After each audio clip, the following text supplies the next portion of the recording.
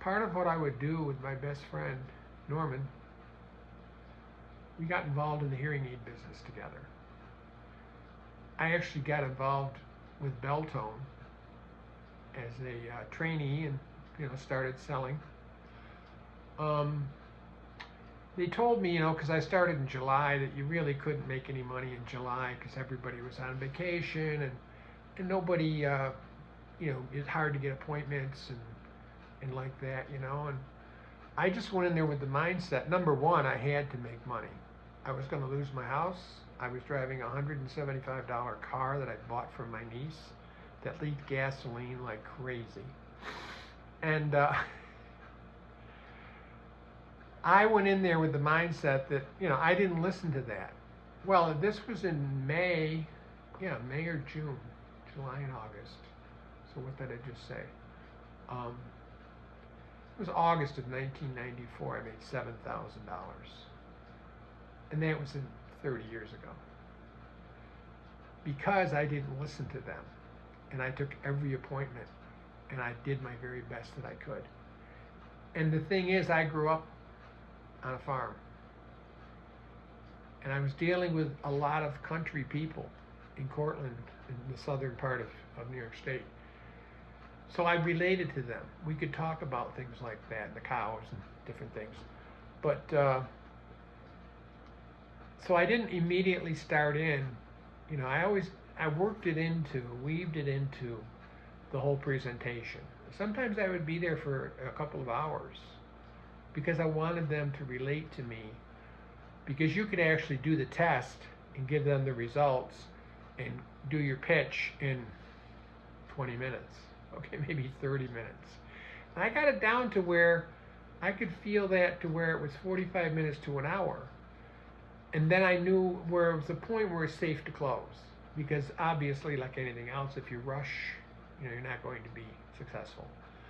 But the bottom line, what I'm trying to convey here is people related to me. I had people give me vegetables to take home. They wanted me to stay for dinner, and sometimes I did. If it was dinner time, hey, just because they felt that comfortable with me. And we had things to talk about without being phony. And you've all run across phony suede shoe salesmen who are like the used car guy who just, you walk in, they throw your car keys up on the roof and take your registration, and they're not going to let you go until you buy something. That's an old joke from the 70s that a lot of people may or may not get. But I'll tell you, you have to be relatable. And to be relatable, I mean, be honest and sincere. Because even if you feel like you have nothing, absolutely nothing in the world in common with this person per se, they could be a polar opposite from you as far as, who they are, what they do, their relationships, etc. They're there for your help with a problem. And by whatever it is that you're selling or coaching or whatever the case may be, you feel that is going to help them regardless. Okay? This is how you go at it. You find out and talk a little bit back and forth. Be open, be relatable, most of all, be honest.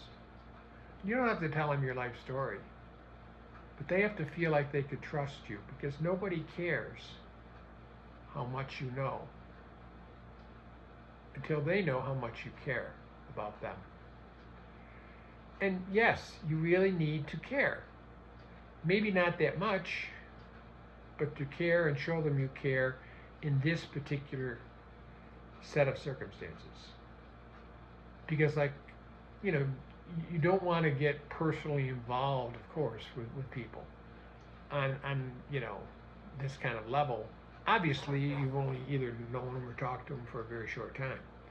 But the idea that you want to get in their head, the idea you want them to have is you care about their future. And depending on what it is you're selling or promoting or coaching or anything, is you need to tell these people this is a viable solution for them based on what you've asked them, questions you've found out. what their needs are, what they want their future to look like. And this can relate to something as simple as selling cars. When I got out of the Air Force in 1977, before I got my college degree 3 months later, I did a stint selling automobiles. But I would sit the people down before I even walked the lot with them and said, you know, what do you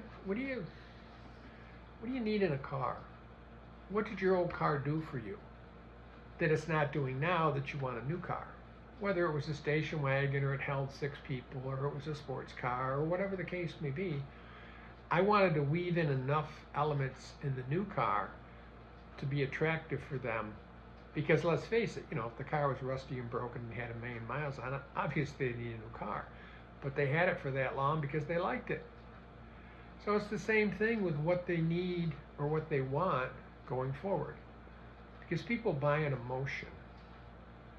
There has to be a certain degree of logic, but emotion will override logic every single time.